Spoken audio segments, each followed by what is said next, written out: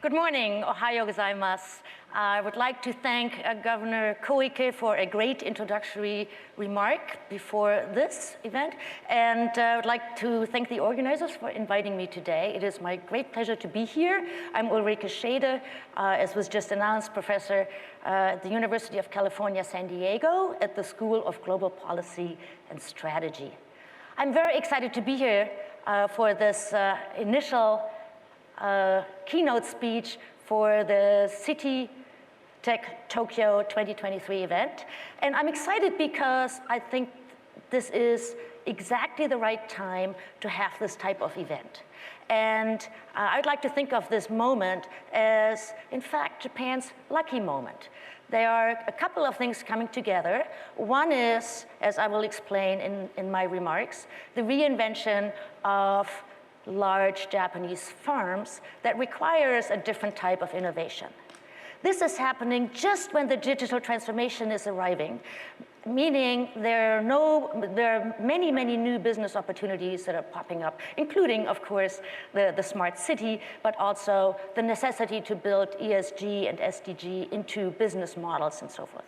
And all of this is happening just at the same time as Japan's innovation ecosystem is evolving and, in my view, has in fact arrived. So in my notes today, what I'd like to do is I'd like to talk first about Japan's, the large company business reinvention. I'll then revisit some of the things, the common knowledge about Japan's innovation ecosystem. I'd like to debunk a few of the myths that people kind of commonly sort of know about Japanese innovation. And I'll end up on some notes on how wonderful it is to actually bring all of this together in an event like today's in terms of City-Tech. All right, so when I talk to people, and not only in Japan, but also my students, and I ask them, who is better at innovation? People will say, small firms. They think small firms are better. But if you think about it for a moment, why would that be so? Because large firms have the money, the assets, and the talent. But of course, what large firms don't have, and what we think about them as a challenge, is they often take too long. They have politics and internal discussions and so forth. So they miss the drive and the energy. On the other hand, small firms have all that. They have the speed, the appetite for risk-taking and drive and energy, but they lack all of the things that large firms have, including, of course, money and assets and experienced engineers. So the question really then becomes, how can we bring these two together for a moment of co-creation? And that's really what I want to talk about today. How can we make that happen? And you know, if you think about what startups do, of course, they're really good at they see a gap in daily life and they fill it. They see a problem, they try to solve it. They see a bad solution, they try to come up with a better solution, right? And so they're better at sensing. And so in a way, then the question is, can startups help large firms innovate? All right, so in order to make that argument and that point to you today, let me begin with a story about, my story about the business reinvention of large Japanese companies. So I've written a book about this with the title, The Business Reinvention, that has been translated into Saiko Zakaisha. And so basically the story of the book is like this. This happens when I come to Japan a lot. I hear a lot of negative things. Japan has had 30 years of slow growth, deflation, aging society. You've heard it all, right?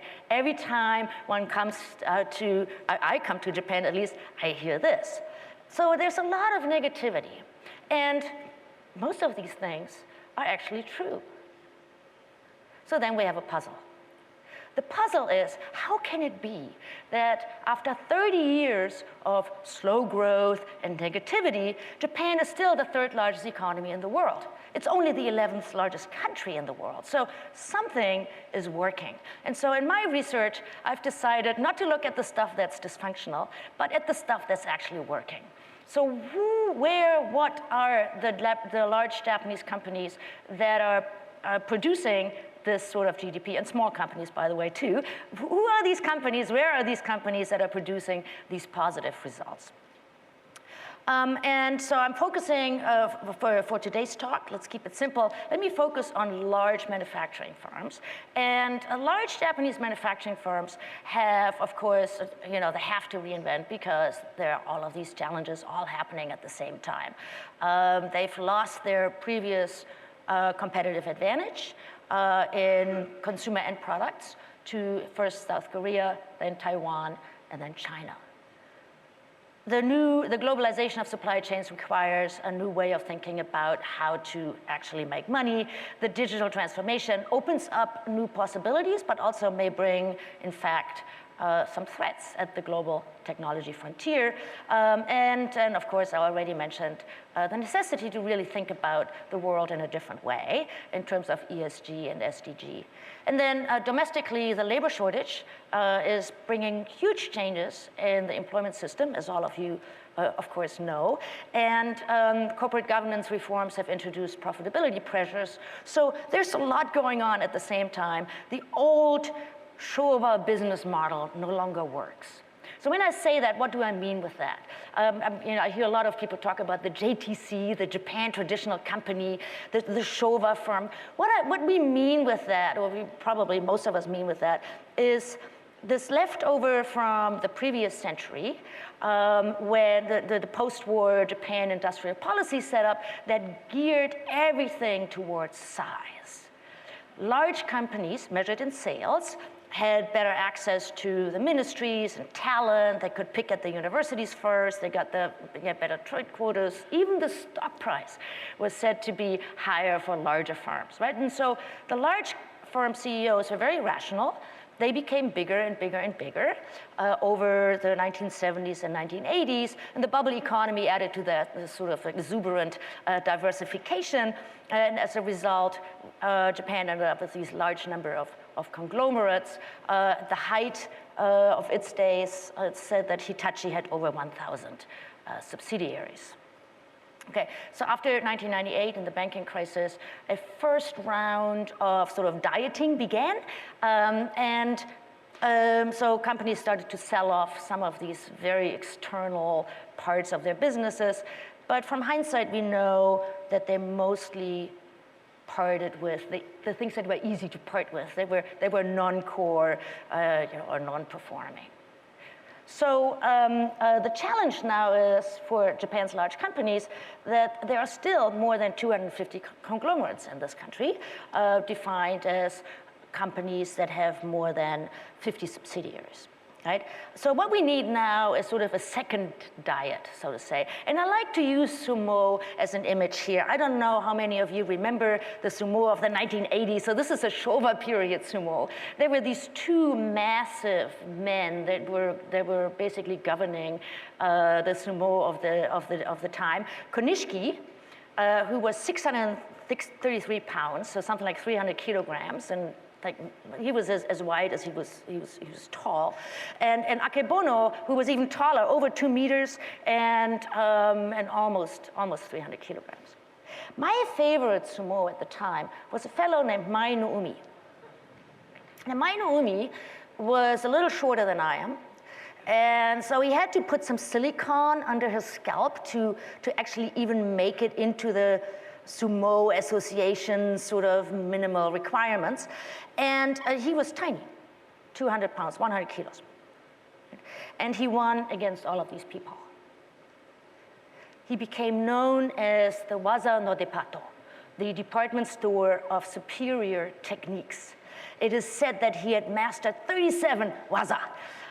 And I think this is exactly what's happening with large Japanese companies, successful large Japanese companies right now.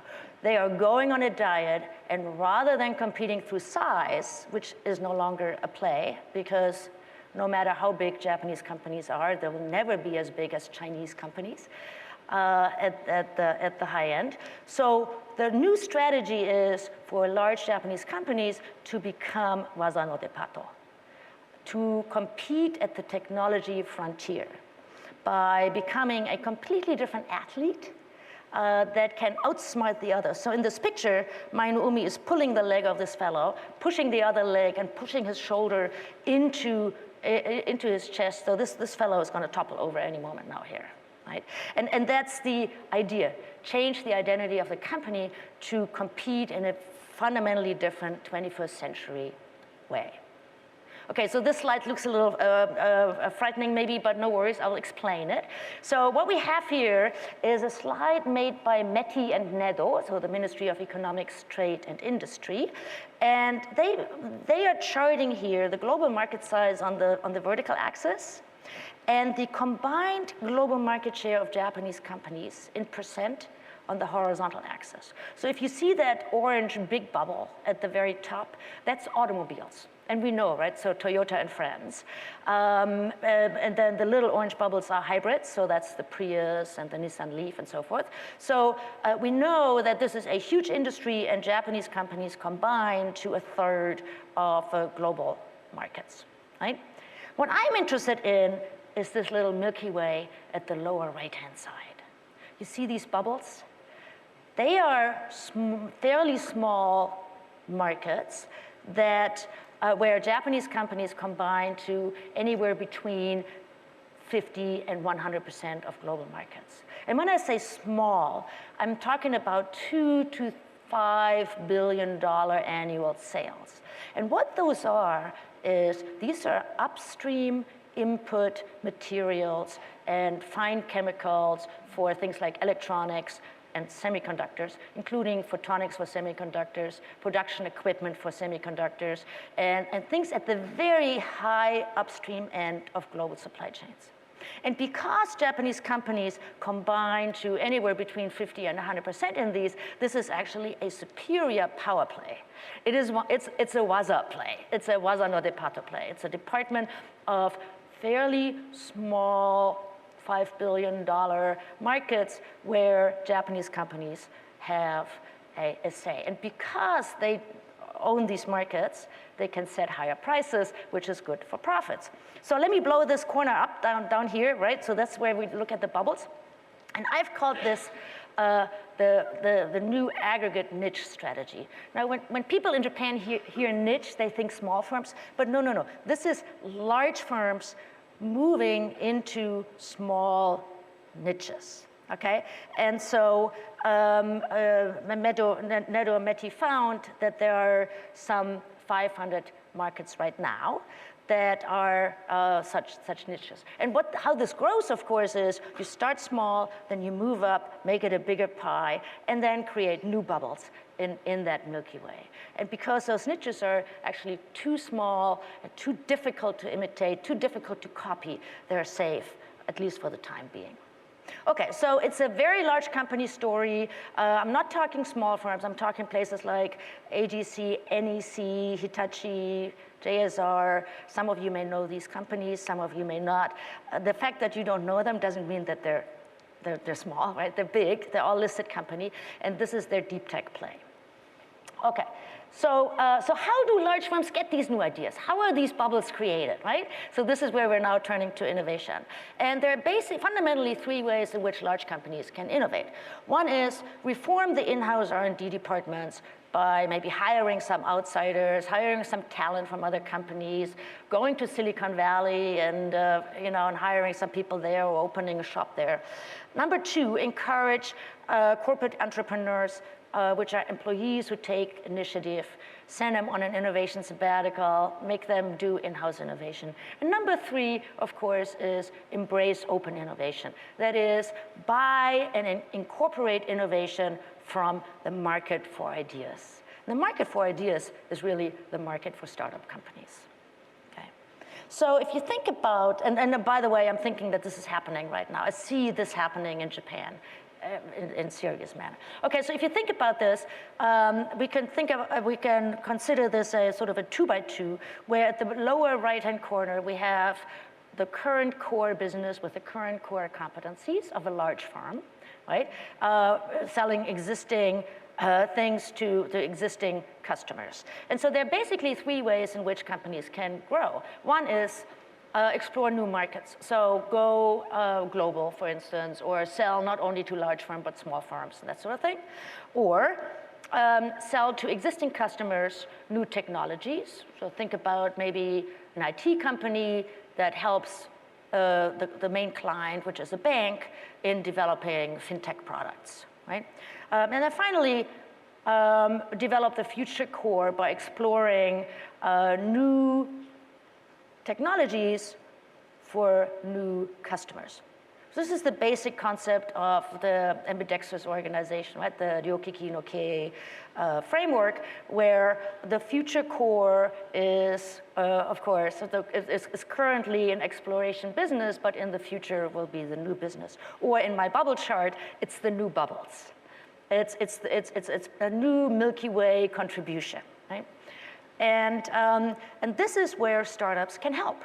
Because I mentioned earlier, startups are faster and have a bigger appetite for risk, right? So this is where startups can come in and help large companies innovate by coming up with new ideas for new bubbles.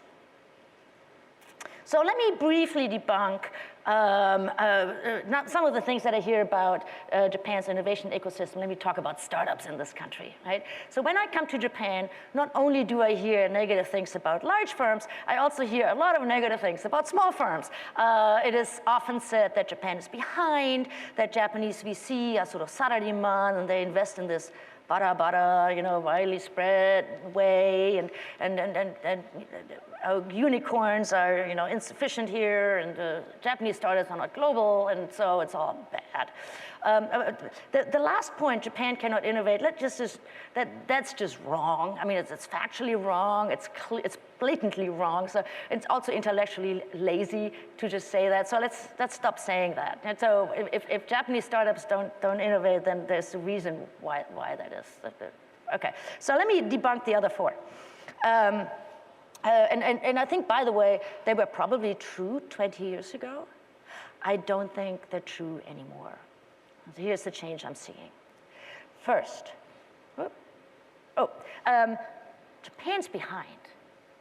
Behind what or whom?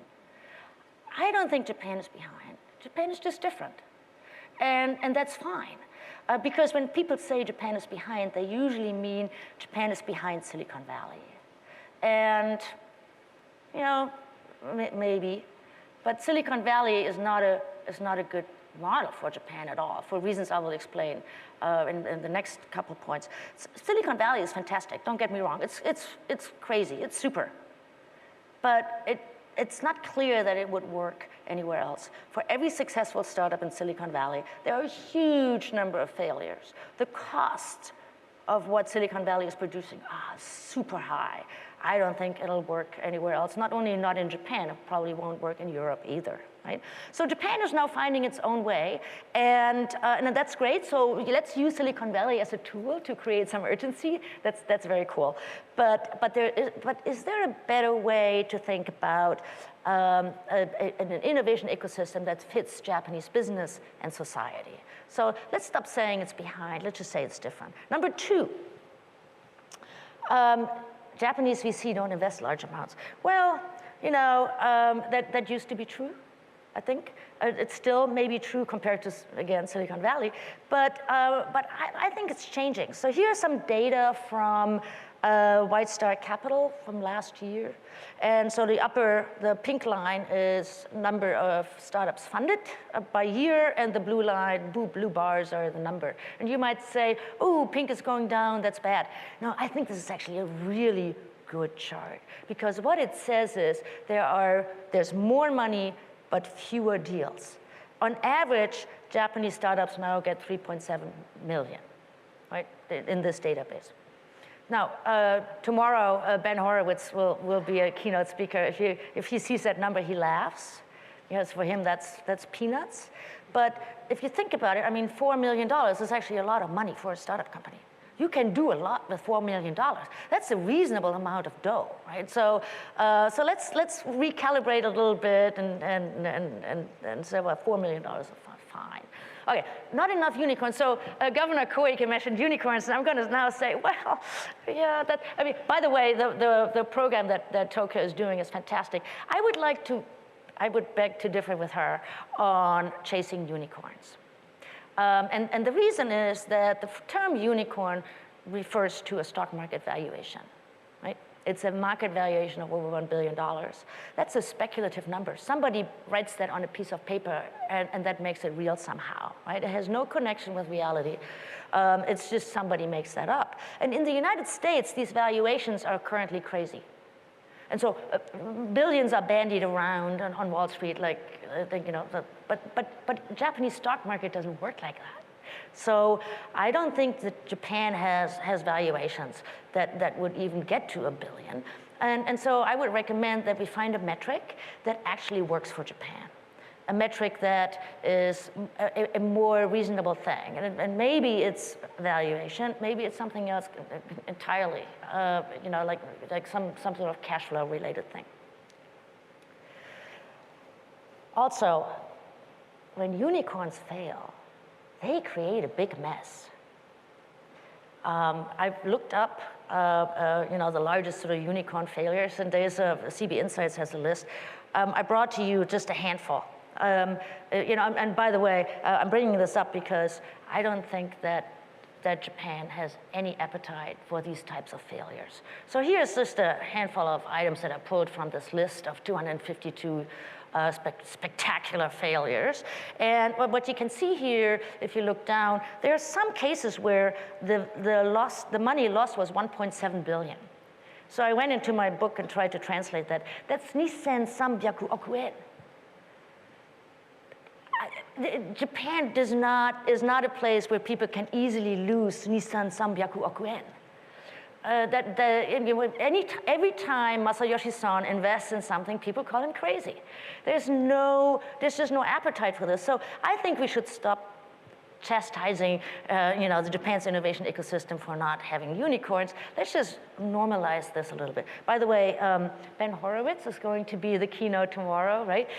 You can ask him what it feels like to lose $500 million on, you know, in 1 year on two cases. Anyway, okay, now item number 4, and now we're getting a little bit more serious because there's the thing about going global. And again, Governor Koike mentions that, and she made a good point. So let's think about why is it that Japanese startups are not more interested in going global? And first of all, we could think about, is that a problem? Why not just cater to the 3rd largest economy in the world? But what's wrong with that? But okay, fine. So let's go global. Why do Japanese companies not do that? And I think the answer is that the returns on going global are not sufficiently high for them to make it worth the effort, right? And that's a problem of returns, not of the startups. I think the startups in Japan are 100% rational. They're just looking where the market is and where the money is. And they're realizing that going global does not pay in the same way, or in terms of what it costs, right? So if you want to change this, we should stop saying, well, they're not global enough. We should think about, why are returns so low for them? Why do they not feel an incentive to go global? And there is actually an answer to this question. And the answer is in this sort of stylized fact. So here what this is a METI number.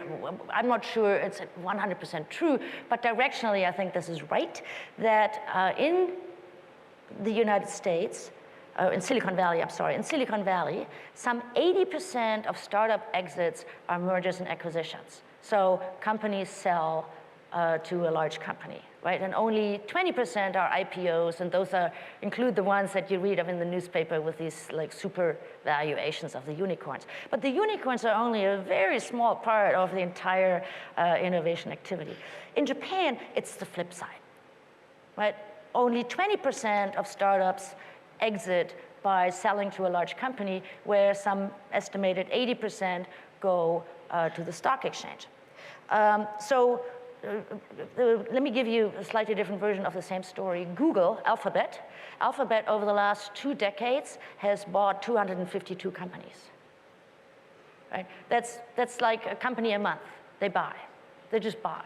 And I think this is not something that we have in Japan or in Tokyo, and that would be something that maybe would be good to have. So then why is that so?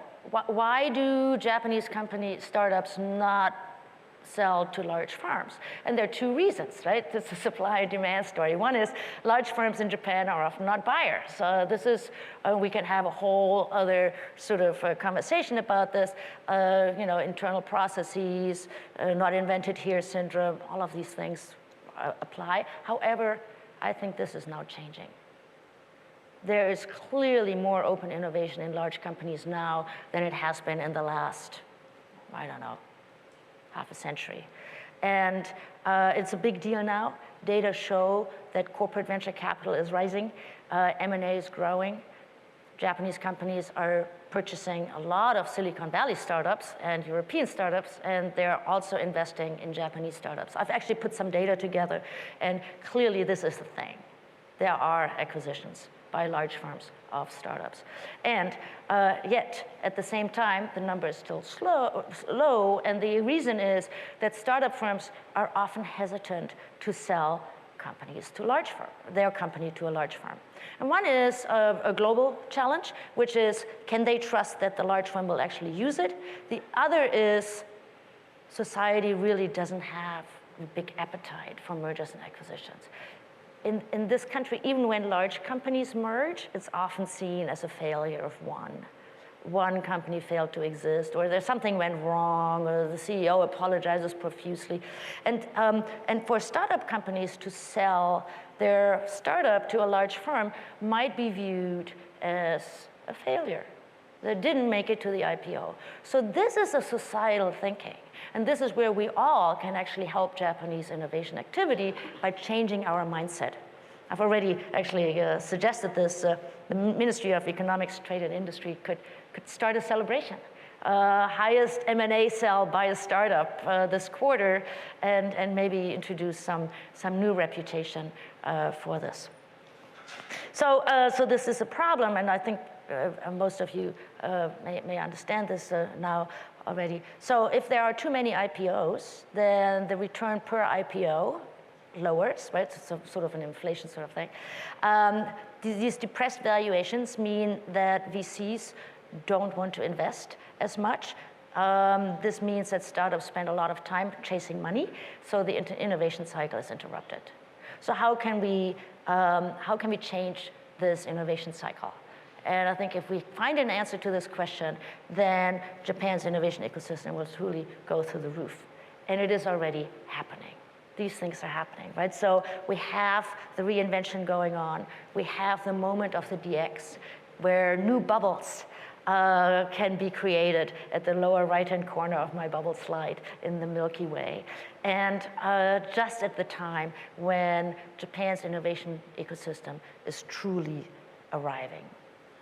So what's changing here is that large companies need breakthrough innovation. And they are now active in CVC and open innovation. And society is changing too, right? The Showa period salaryman is, still celebrated, but no longer the only hero. Right? There are other heroes, there are other role models, there are other opportunities. And the path to success, I think, will eventually be determined by the sort of the millennial mindset, a new way of thinking of what a successful career is. Labor shortage, by the way, is also a huge contributor to this, because smart talent can basically determine what they want to do. So let's view M&A as a success story, and then we're there. Okay, so what can startups do to be more attractive to large companies? And what can large companies do to be more attractive to startups? So how can we foster a system of true co-creation?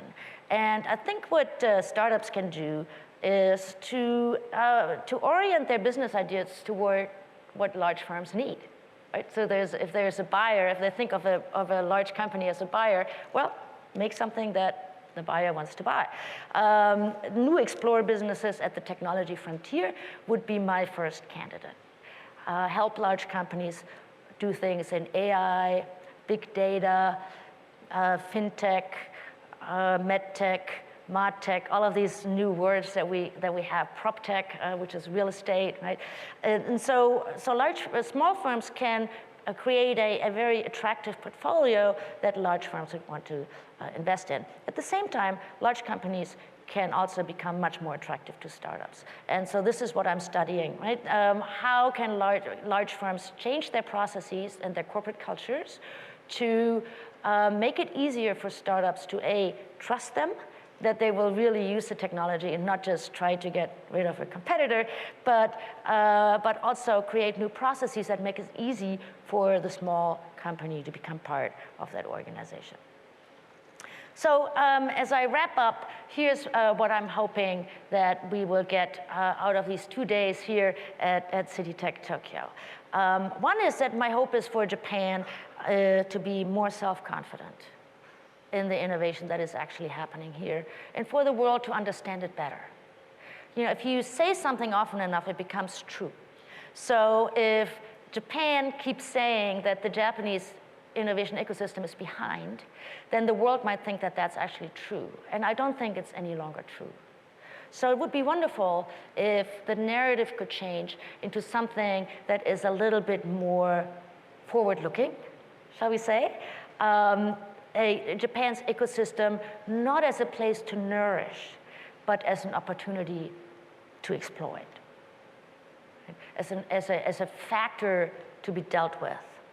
All right, so let me close up on some remarks on City-Tech.Tokyo. I want to really congratulate the Tokyo Metropolitan Government for arranging this event. I think this is a wonderful idea to take the DX concept of the smart city and think about how we can push to the technology frontier to improve city life, business, and cultures, in the plural, actually. So City-Tech is a more holistic view of the smart city, and it is about how we can make the city fulfill the purposes of the people who live in it. Right? And I personally think that it's just absolutely brilliant to connect the DX with the City-Tech.Tokyo 2023, because it's an ideal avenue for pushing Japan's innovation ecosystem. Governor Koike already said the city of Tokyo can create demand and offer direction. Large firms can invest, small firms can ideate. Oops, I'm sorry. So I hope that you will have a wonderful and fulfilled 2 days here at this venue. There are lots of startups at display, which I hope will change our view on whether Japan is behind or whether Japanese can innovate. And there will also be plenty of panels with opportunities to discuss. And thank you, everybody. I wish you all a wonderful and fulfilled 2 days here at City-Tech.Tokyo 2023. And I look forward to talking to you in the hallways. Thank you very much.